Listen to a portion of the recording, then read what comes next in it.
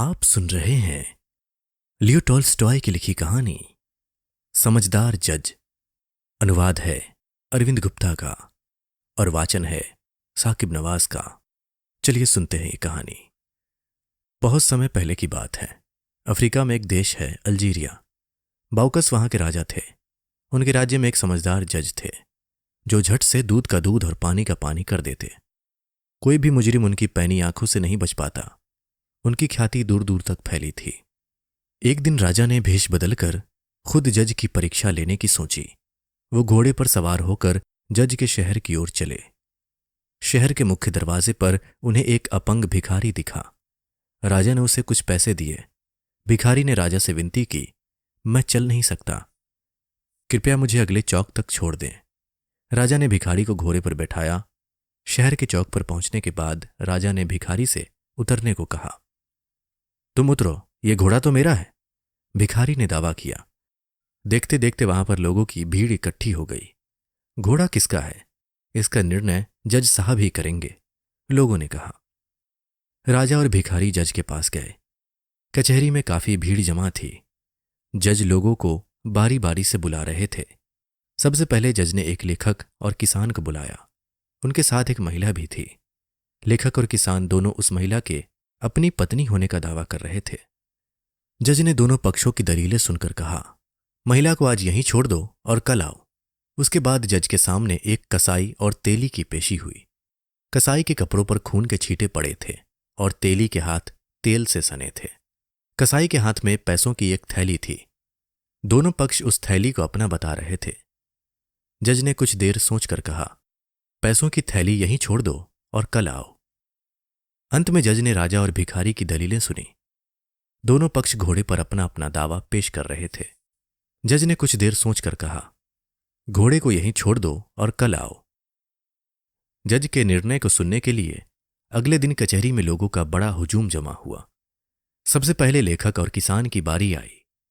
ये महिला आपकी पत्नी है, आप उन्हें ले जा सकते हैं, जज ने लेखक से कहा। साथ में उन्होंने किसान को 50 कोड़े लगाने का हुक्म भी दिया। उसके बाद कसाई और तेली की बारी आई। जज ने कसाई को बुलाकर कहा, लो, ये पैसों की थैली तुम्हारी है। साथ में उन्होंने तेली को 50 कोड़ों की सजा सुनाई। अंत में जज ने राजा और भिखारी को बुलाया। क्या तुम 20 घोड़ों में से अपने घोड़े को पहचान पाओगे? उन्होंने राजा और भिखारी दोनों से पूछा। दोनों ने हां में उत्तर दिया। एक एक करके जज दोनों को अस्तबल में लेकर गए। दोनों ने घोड़े को सही सही पहचाना। कुछ देर गहरे सोच विचार के बाद जज ने राजा को बुलाकर कहा, यह घोड़ा आपका है, आप इसे ले जा सकते हैं। साथ में उन्होंने भिखारी को 50 कोड़ों की सजा भी सुनाई। घर जाते वक्त राजा भी जज के पीछे पीछे चलने लगे। राजा को देखकर जज ने पूछा, क्या आप मेरे निर्णय से असंतुष्ट हैं? जनाब, मैं बिल्कुल संतुष्ट हूं, पर यह जानना चाहता हूं कि आप इन निर्णयों पर कैसे पहुंचे। काफी आसान था, जज ने मुस्कुराते हुए बोला। सुबह सुबह मैंने महिला से दवात में स्याही भरने को कहा। महिला ने इस काम को बड़े करीने से अंजाम दिया। इससे मुझे लगा कि वो लेखक की पत्नी होगी। जहां तक पैसों की थैली की बात है, तो मैंने सोते वक्त सिक्कों को एक पानी के बर्तन में डाल दिया। सुबह देखा तो पानी में कोई तेल नहीं दिखा। अगर तेली के पैसे होते तो पानी पर जरूर तेल तैरता। इससे लगा कि पैसे कसाई के होंगे। घोड़े का मामला जरूर कुछ पेचीदा था। मैं आप दोनों को अस्तबल में घोड़ी की पहचान करने नहीं ले गया था। दरअसल मैं देखना चाहता था कि घोड़ा आपको पहचानता है या नहीं।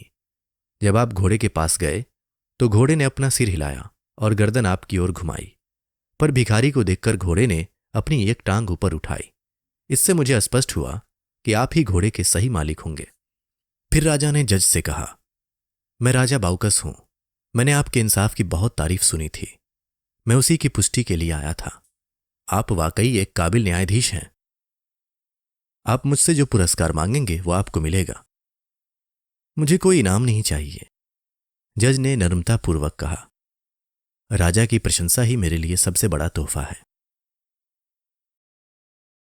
अभी आप सुन रहे थे लियो टॉल्स्टॉय की लिखी कहानी समझदार जज। अनुवाद अरविंद गुप्ता और वाचन था साकिब नवाज का।